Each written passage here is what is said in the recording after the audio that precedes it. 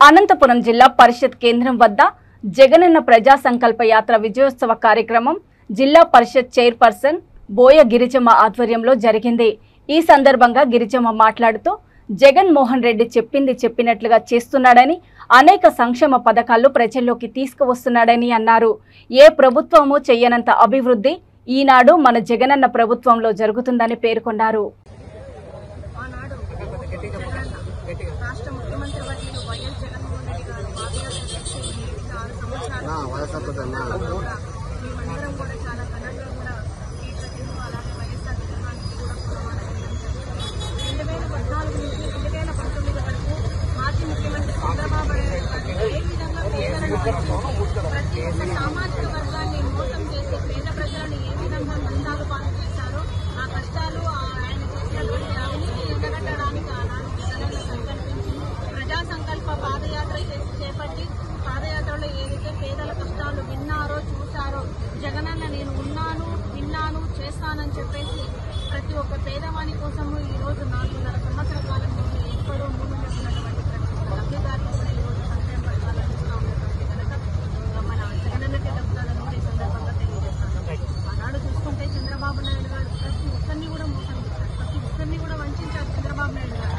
మరి ఈ రోజు పైగా మాట్లాడుతూ ఉన్నారు చంద్రబాబు నాయుడు గారు సంక్షేమ పథకాల తమాషాలు ఆపాలి అని అంటారు, వాలంటీర్ వ్యవస్థ రద్దు చేయాలి అని అంటారు। ఎందుకు ఆపాలయ్యా చంద్రబాబు నాయుడు గారు? మీరు ముఖ్యమంత్రిగా ఉన్నప్పుడు సంక్షేమ పథకాలు లేదు, యువతను మోసం చేస్తే మహిళల్ని మోసం చేస్తే ఎలక్షన్ ముందర పట్టుకుంటామని మహిళలకు మాయమాటలు చెప్పింది ఎవరు? చంద్రబాబు నాయుడు గారు, మీరు కాదా అని మేము ప్రశ్నిస్తా ఉంటాం। జగనన్న ఈ రోజు ప్రజానాయకుడుగా సంక్షేమ సామ్రాట్గా ఈ రోజు 4.5 సంవత్సర కాలంలోనే పరిపాలన చేస్తూ ఈ రోజు జగనన్న విద్యా వ్యవస్థలోనే ఒక విప్లవాత్మకమైన మార్పులు తీసుకొని వచ్చి నాడు నేడు ద్వారా స్కూళ్ల రూపురేఖలు మార్చి పేద విద్యార్థులందరికీ కూడా ప్రైవేటు పాఠశాలలో ఏ విధంగా అయితే విద్యను అందిస్తూ అన్ని సౌకర్యాలు కల్పిస్తారో ఈ రోజు ప్రభుత్వ పాఠశాలల్లో కూడా అదే విధంగా సౌకర్యాలు కల్పిస్తూ మంచి ఉన్నత విద్యను అందించేలాగా ఈ రోజు జగనన్న చర్యలు చేపడతా ఉన్నారు। ఆనాడు జగనన్న పాదయాత్ర చేశారు కాబట్టి ఈ రోజు వైద్య వ్యవస్థలో ఎన్నో విప్లవాత్మకమైన మార్పులు తీసుకొచ్చారు। ఈ రోజు ఫ్యామిలీ ఫిజిషియన్ కాన్సెప్ట్ తీసుకొని వచ్చి ప్రతి ఒక్క పేదవాని దగ్గర కూడా డాక్టర్ వెళ్లి అక్కడ వాళ్ళకు ఏమి రోగం అయితే ఉంటుందో ఆ రోగాన్ని పరీక్షించి అవసరమైతే అత్యవసర సేవలు కూడా వాళ్ళు రిఫర్ చేసేలాగా ఈ రోజు జగనన్న వైద్య వ్యవస్థలోనే ఆరోగ్యశ్రీలో 3,000కు పైగా కూడా ఆరోగ్య సేవలు చేర్చి ప్రతి ఒక్క పేదవానికి ఆరోగ్యంగా ఉండాలని ఈ రోజు జగనన్న ఆలోచన చేస్తూ ఉన్నారు।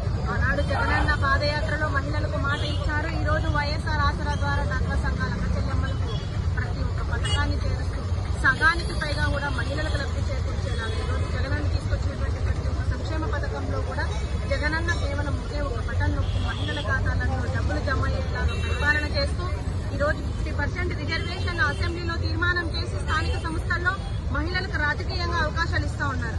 ఈ రోజు సర్పంచులుగా, ఎంపీటీసీలుగా, మున్సిపల్ చైర్మన్లుగా, మార్కెట్ యార్డ్ చైర్మన్లుగా, జడ్పీ చైర్మన్లుగా, ఎమ్మెల్యే